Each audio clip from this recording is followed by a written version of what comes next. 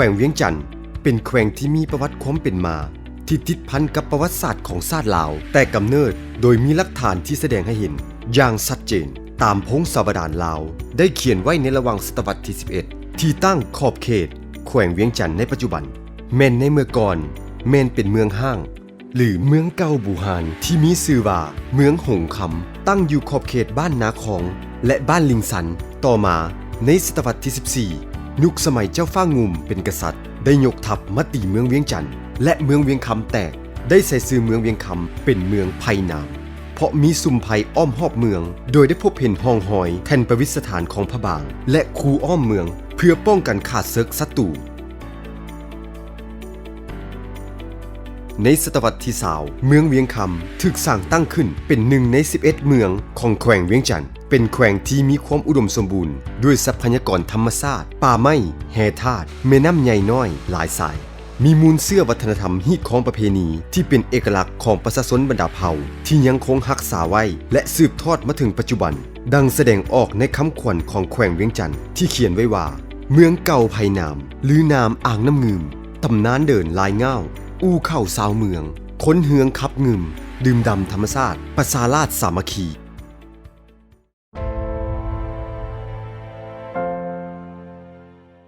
แขวงเวียงจันทน์แยกตัวออกจากแขวงกำแพงนครหรือนครหลวงเวียงจันทน์ในปัจจุบันในปี 1981 ในเบื้องต้นตั้งสำนักงานปกครองอยู่เมืองพลหงส์ปัจจุบันได้ย้ายมาตั้งสำนักงานปกครองแขวงอยู่เมืองเวียงคำกำลังพัฒนาเป็นเทศบาลแขวงที่สวยงามแขวงเวียงจันทน์ตั้งอยู่ภาคกลางของประเทศเป็นประตูผ่านระหว่างนครหลวงเวียงจันทน์กับบรรดาแขวงภาคเหนือมีอากาศร้อนสุ่มซื่นตลอดปีมีเนื้อที่ทั้งหมด 15,927 กิโลตารเมตรเนื้อที่ 1/3 เป็นทงเพียงและ2/3 เป็นภูสูงและภูดอยมีชายแดนติดกับ6แขวงของลาวคือทิศเหนือติดกับแขวงหลวงพระบางทิศใต้ติดกับนครหลวงเวียงจันทน์ทิศตะวันออกติดกับแขวงไซสมบูรณ์ทิศตะวันตกติดกับแขวงไซยบุรีทิศตะวันออกเฉียงเหนือติดกับแขวงเสียงขวางและทิศตะวันออกเฉียงใต้ติดกับจังหวัดเลยราชอาณาจักรไทย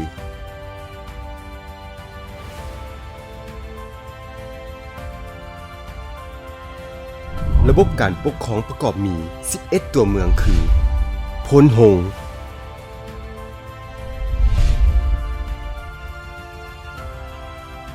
เวียงคำ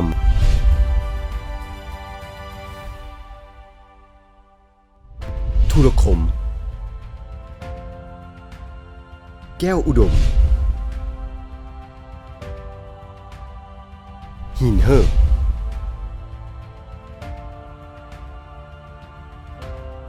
เมืองเฟือง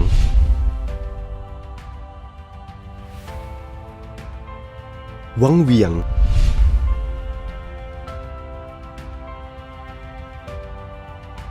กาสี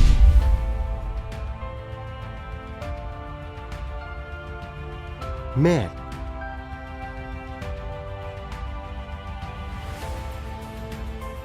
มึง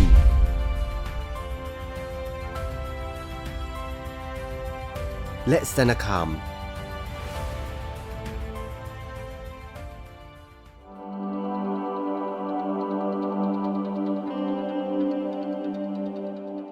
มีพลเมืองทั้งหมด 419,100 คนประชาชนภายในแขวงมีภาษาเว้าที่เป็นเอกลักษณ์และมีหลายชนเผ่าดำรงชีวิตอยู่ร่วมกันแต่สังรวมแล้วมี3เผ่าใหญ่คือเผ่าลาวลุมกวม 61.26% เผ่ามงกวม 22.31% และเผ่ากะมุกวม 16.31% ประชากร 80% แม่นดำรงชีวิตอยู่เขตชนบทยึดถืออาชีพกสิกรรมปลูกฝังเลี้ยงสัตว์เป็นต้นต่ออีก 20% แม่นพนักงานและเฮ็ดธุรกิจค้าขายอยู่ในตัวเมืองต่างๆ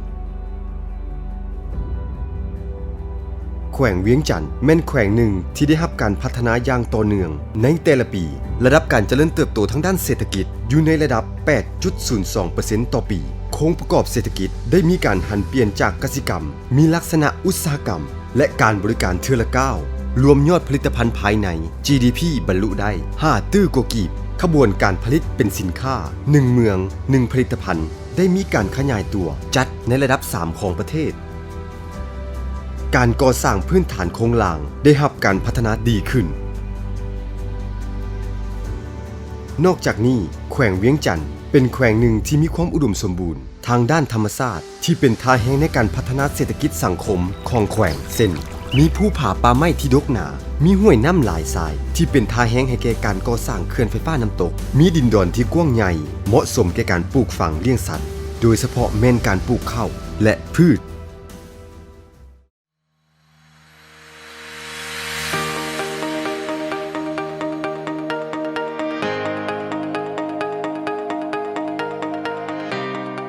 ในดินมีแร่ธาตุเส้น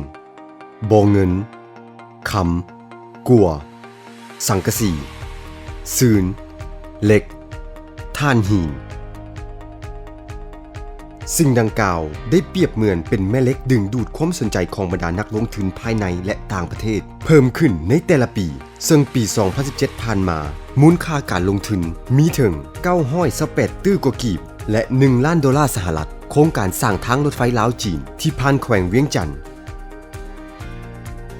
มี3สถานีจะเป็นท่าแห่งสำคัญในการสร้างความเข้มแข็งให้แก่เศรษฐกิจโดยรวมของแขวงเวียงจันทน์ทั้งเป็นการสร้างความเชื่อมั่นให้แก่นักลงทุนทั้งภายในและต่างประเทศหลายยิ่งขึ้นพิเศษแขวงเวียงจันทน์มีแหล่งท่องเที่ยวทั้งธรรมชาติและประวัติศาสตร์วัฒนธรรมอย่างหลวงหลายและสวยงามเป็นที่รู้จักและนิยมชมชอบอยากมาเที่ยวชมสามารถดึงดูดนักท่องเที่ยวทั้งภายในและต่างประเทศให้เข้ามาท่องเที่ยวเป็นจำนวนหลวงหลายในแต่ละปีอันได้เป็นการสร้างความเข้มแข็งทางด้านเศรษฐกิจโดยรวมของแขวงและสร้างรายรับให้แก่ประชาชนได้อย่างหลวงหลายเช่นสถานที่ท่องเที่ยวอ่างน้ำงืมเมืองแก้วอุดมซึ่งเป็นสถานที่ท่องเที่ยวธรรมชาติที่สวยงามแห่งหนึ่งของสปป.ลาวเป็นอ่างน้ำจืดขนาดใหญ่ซึ่งมีความกว้าง 7,200 เฮกตาร์หรือที่นักท่องเที่ยวขนานนามว่าทะเลลาวซึ่งมีเนื้อที่กว้างถึง250 กิโลเมตรนักท่องเที่ยวสามารถขี่เรือชมทิวทัศน์ธรรมชาติดอนน้อยใหญ่ต่างๆและรับประทานอาหารรสเลิศจากป่าสดๆปัจจุบันแหล่งท่องเที่ยวดังกล่าวแม้นได้รับการพัฒนาความสามารถในการรองรับนักท่องเที่ยวเป็นต้นแม่นร้านอาหารโรงแรมเรือนำเที่ยวเรือแพและบรรดากิจกรรมอื่นๆ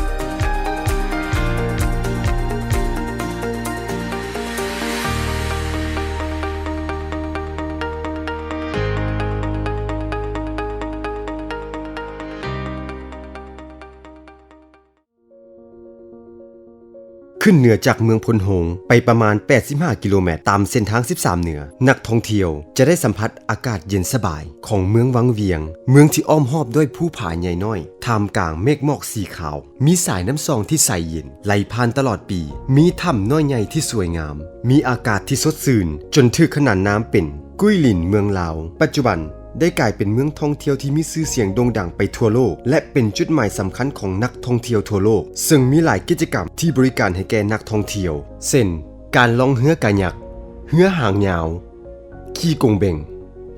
เที่ยวชมธรรมชาติลำน้ำซองและอื่นๆ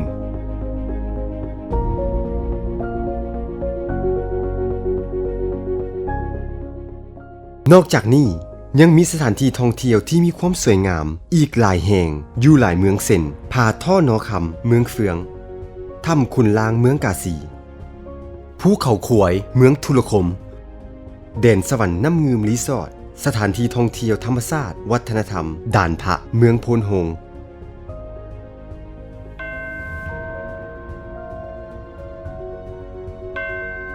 บนดินแดนแห่งความทรงจำที่ติดพันกับประวัติศาสตร์ของชาติลาวยังอุดมสมบูรณ์ไปด้วยสีสันเอกลักษณ์วัฒนธรรมฮีตของประเพณีที่เป็นเอกลักษณ์มีวิถีชีวิตที่สะท้อนให้เห็นถึงมูลเสื้อพิละอาจหารเพื่อปกปักรักษาประเทศชาติและบ้านเกิดเมืองนอนของตนมีความโอบเอื้ออารีและมีมูลเสื้อดุมันขยันเพียรในการออกแห่งงานหาเลี้ยงชีพของตนซึ่งหลายอันได้กลายเป็นเอกลักษณ์เฉพาะของประชาชนภายในแขวงที่บ่สามารถรับชมจากบอนอื่นได้เช่นเสียงขับงืมที่มีความอ่อนหวานสะท้อนให้เห็นวิถีชีวิตของประชาชนที่ดำรงชีวิตตามล่องน้ำงืม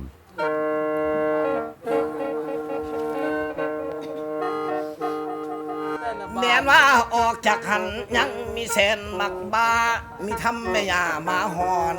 มีหดคำทุนนอนเพิ่นเอื้นว่าทำจีเจียมวันนี้สุดเลย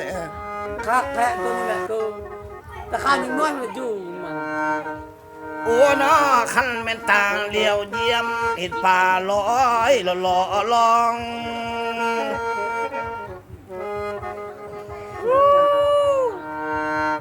เด้สื่นเด้อพวกพี่น้องรถมาลินรถเที่ยวสมจังสีดี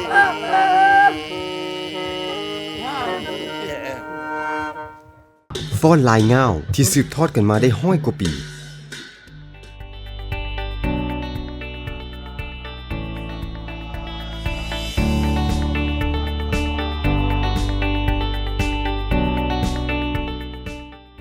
บุญบั้งไฟบุญสวงเหือบุญประเพณีของแต่ละเผ่าและอื่นๆนอกจากนี้ภายในแขวงเวียงจันทน์ยังมีห้องห้อยประวัติศาสตร์วัฒนธรรมบูฮานสถานบูฮานวัตถุที่ทรงคุณค่าหลายแห่งที่ยังพบเห็นและสามารถสัมผัสได้เส้นแท่นประดิษฐานพระบางอยู่วัดเวียงคำบูฮานเมืองเวียงคำพระท้อง34ที่ประดิษฐานอยู่วัดบ้านลิงสันเมืองทุลคมพระธาตุมาลาที่สันนิษฐานว่ามีอายุ400 กว่าปีอยู่เมืองทุลคมพระธาตุดอนแก้วเมืองพลหงพิธีแห่ปราสาทเพิ่งของประชาชนเผ่าไทยแดงบ้านภูเขาคำเมืองแก้วอุดมที่จัดขึ้นในทุกเดือน2 เพลงของทุกๆปีบุญกินเจียงของประชาชนเผ่าม่งบุญเกลอของประชาชนเผ่ากะมุ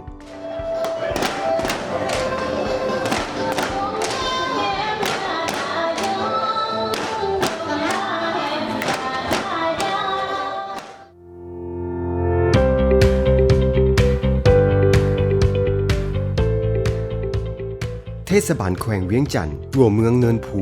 ที่ได้รับออกแบบให้มีความสวยงามและทันสมัยเป็นตัวเมืองที่อุดมสมบูรณ์ไปด้วยธรรมชาติเส้นมีแม่น้ำงืมไหลผ่านกลางเป็นการจัดสรรที่มีลักษณะเฉพาะนำใส่สภาพภูมิสันฐานเดิมให้เป็นประโยชน์สูงสุดมีเป้าหมายในการสร้างเป็นตัวเมืองที่มีความยืนยงด้วยการประสานระหว่างการเพิ่มคุณค่าตัวเมืองและสิ่งแวดล้อมธรรมชาติปัจจุบันได้รับการพัฒนาอย่างเป็นระบบถ้าหากสำเร็จเทศบาลแขวงเวียงจันทน์แห่งนี้จะกลายเป็นตัวเมืองหนึ่งที่มีความสวยงามในสปป.ลาวดินแดนแห่งมนต์เสน่ห์ที่เต็มไปด้วยความสวยงามทางธรรมชาติสีสันวัฒนธรรมประเพณีที่หลากหลายวิถีชีวิตที่เป็นเอกลักษณ์ที่ติดตาตึงใจของผู้ที่ได้มาสัมผัสอย่างบ่มีวันลืมได้ยินดีต้อนรับสู่แขวงเวียงจันทน์